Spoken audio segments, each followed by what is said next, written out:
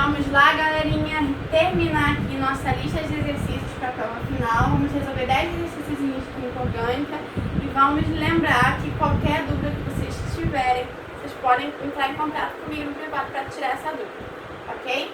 Então vamos lá. Questão número 16 da nossa lista. O aspartame, a estrutura representada a seguir, é uma substância que tem sabor doce ao paladar. Pequenas quantidades dessa substância são suficientes para causar a doçura dos alimentos preparados, já que esta é cerca de 200 vezes mais doce que a sacarose, nosso açúcar comum. Ele deu aqui a estrutura do aspartame e ele quer saber quais são as funções orgânicas presentes na molécula do adoçante, ok? Então eu vou circular aqui qual parte da molécula, quais partes, né, que vão indicar as funções orgânicas. A primeira que a gente tem é essa aqui, ó. Aqui eu tenho um carbono na extremidade, né? Ligado a um dupla O e OH. Sempre que eu tenho carbono ligado a dupla O e OH, eu tenho ácido carboxílico, certo? Aqui eu tenho um carbono ligado ao nitrogênio. Sempre que eu tenho um nitrogênio, eu tenho uma amina.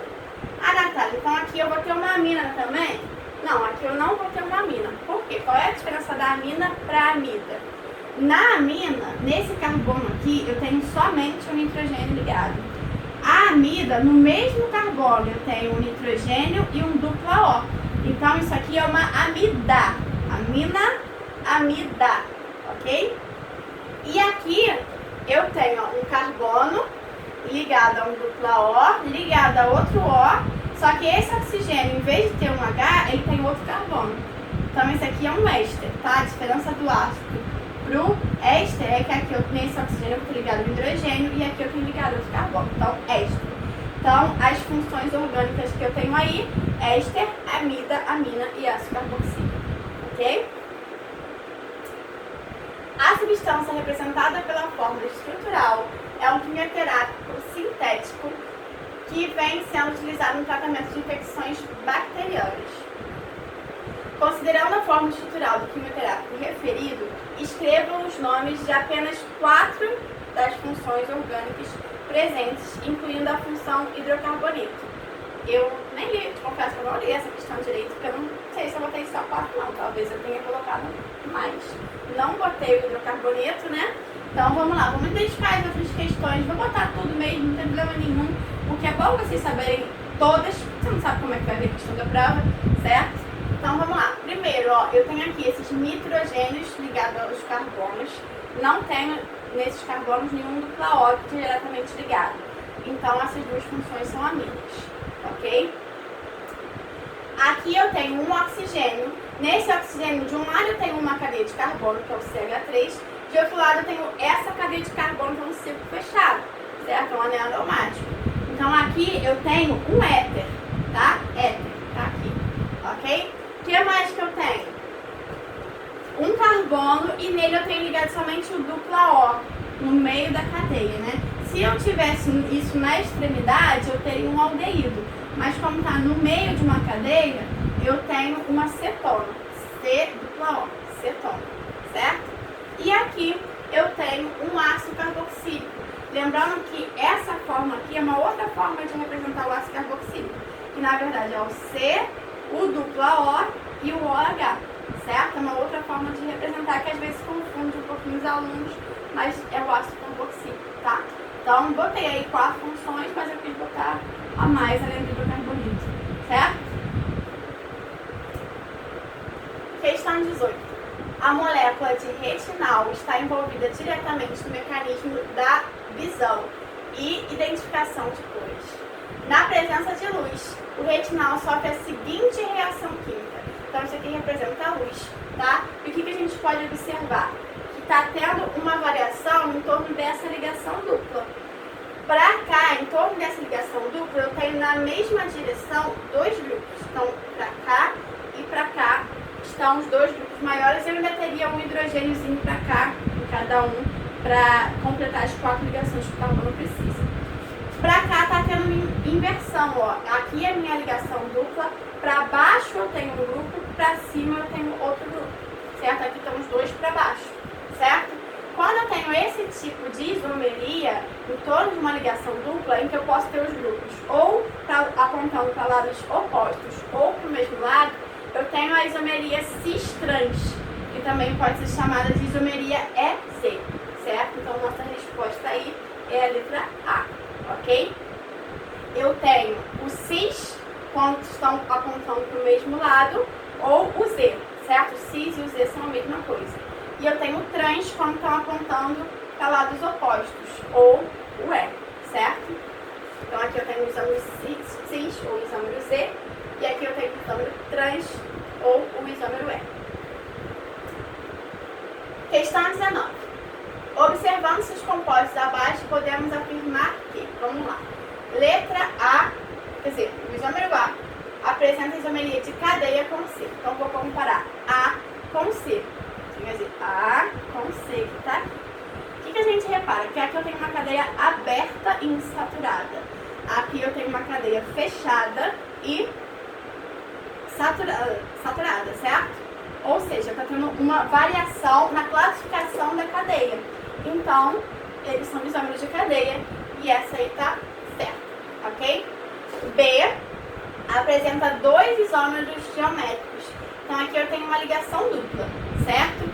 Esses dois carbonos aqui eles podem estar apontados para o mesmo lado ou para lados diferentes, cis ou trans, certo? Então, são dois isômeros geométricos, tá? Correto, ok? A apresenta isomeria de posição com B. O que aconteceu aqui então? Ó? B, qual é a diferença de A para B? Essa metila aqui, ela mudou de posição para cá, certo? Então, essa alternativa aí está correta, ok? E por último, C apresenta isomeria de posição com D. C de posição com D, não é uma isomeria de posição, é uma isomeria de cadeia, assim como essa, porque a classificação da cadeia muda.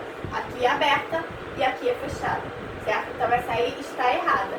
Então, as afirmativas corretas são 1, 2 e 3. Essa é a alternativa correta, ok? 20, vamos lá. Os pares de componentes 1 e 2, 1 e 3 apresentam isomeria especificamente no tipo. Então vamos lá, primeiro vamos olhar 1 e 2. O que está acontecendo aqui entre 1 e 2? Aqui, esse carbono aqui, esse radical está na posição 3 e aqui ele passou para a posição 4. Então ele mudou de posição. Quando ele mudou de posição, eu digo que eles são isômeros de posição, ok? De 1 para 3, ele até muda de posição, só que o que está acontecendo? Eu estou tendo uma modificação na cadeia. Aqui eu tenho uma cadeia de 1, 2, 3, 4, 5 carbonos, a minha cadeia principal, e aqui 1, 2, 3, 4, 5, 6. Então eu estou aumentando a minha cadeia. Então, a isomeria de cadeia ela pode ocorrer quando eu tenho uma classificação diferente na cadeia ou quando eu tenho um aumento na cadeia devido à inserção de algum grupo metilo aí, certo? Um aumento ou diminuição. Então, aqui eu tenho uma isomeria de cadeia. Entre esses dois, isomeria de posição. Entre esses dois, isomeria de cadeia, porque eu estou tendo um aumento da cadeia principal, ok? Então, a resposta correta aí é a letra C, ok? 21. Certas substâncias químicas, denominadas substâncias oticamente ativas, apresentam a propriedade de produzir rotação no plano de luz polarizada, que passa através delas. Algumas substâncias oticamente ativas desviam o plano da luz polarizada para a direita, alfa positivo, outras para a esquerda, alfa negativo. A figura abaixo, representa esse fenômeno. Entre essas substâncias, essa figura não está aí na nossa questão. Entre essas substâncias estão a glicose, a frutose e a sacarose. Assinale na molécula de glicose e dê apenas o que se pede. Na letra A, ele quer saber quantos carbonos assimétricos possui.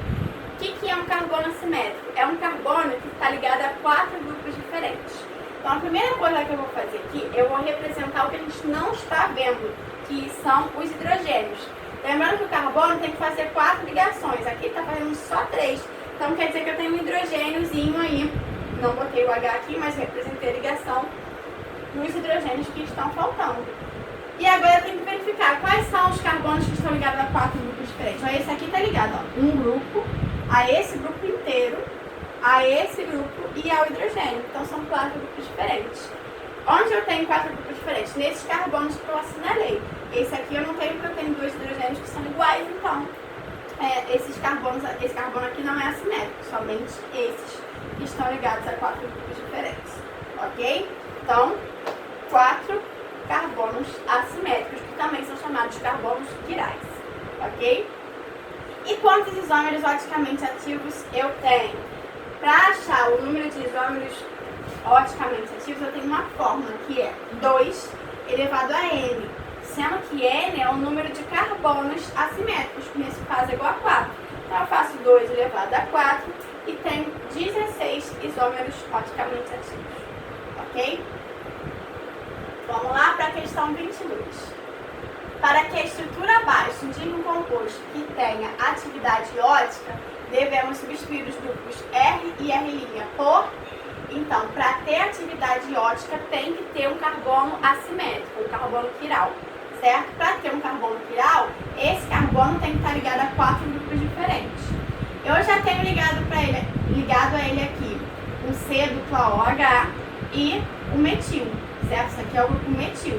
Então, todas as alternativas que tem metil eu posso tirar, porque se eu tiver um metil aqui, vão ter 2 grupos iguais, ele não vai ser assimétrico. Qual é a única opção que não tem metil? É a letra B, certo? Todas elas têm metil, metil, metil, metil. Se eu colocar metil, ele não vai ser assimétrico.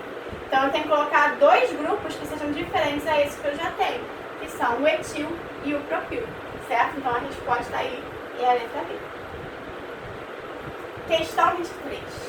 É dada aqui a reação e eu quero saber como que se classifica essa reação. Lembrando que aqui eu tenho um carbono, cada carbono aqui está fazendo 2, 3 ligações, então eu tenho um hidrogênio aqui em cada carbono. Certo? Deixa eu ver se eu representei o hidrogênio. Não representei o hidrogênio. Ok? Então o que está acontecendo? Eu estou pegando esse hidrogênio, estou tirando ele e no lugar dele estou colocando uma nova parte, uma nova molécula, vamos dizer.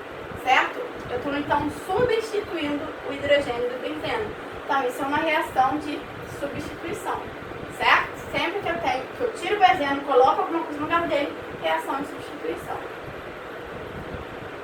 Questão 24. Considere a reação orgânica de oxidação energética a seguir. Propõe-se a partir dela, já dei a resposta sem querer, propõe-se a partir dela que sejam obtidos os seguintes produtos. Marque a alternativa que indique os produtos que realmente são obtidos no processo. Então, olha só. Primeiro, na oxidação energética, o que vai acontecer? Eu vou quebrar essa ligação dupla e depois que eu quebrar, em cada lado dessa ligação dupla, eu vou acrescentar um oxigênio, que é o que eu fiz aqui. Ó. Eu tinha 1, 2, 3 carbonos dessa ligação dupla, coloquei o oxigênio. 1, 2, 3 carbonos, oxigênio. E aqui também, ó, 1, 2, 3 carbonos nessa ligação dupla, o oxigênio. Então, esses são os produtos que serão formados. Ele pede os nomes, né? Então, aqui, ó. Aqui eu tenho um hidrogêniozinho, né? Para completar a quarta ligação do carbono, né? Então, aqui eu tenho um aldeído. Essa função orgânica dupla O na extremidade é um aldeído. No meio da cadeia é uma cetona.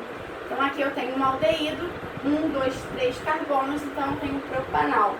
E aqui eu tenho uma cetona, 1, 2, 3 carbonos, então é a propanona. Propanona, número 2. Então, esses são os compostos formados, 1 e 3, ok? E essa era a nossa última questão. Achei que ia até a 25, essa era a nossa última questão. Então, fique bem claro, vocês podem tirar a dúvida a hora que vocês quiserem, né? Aí pelo WhatsApp. E bons estudos para vocês.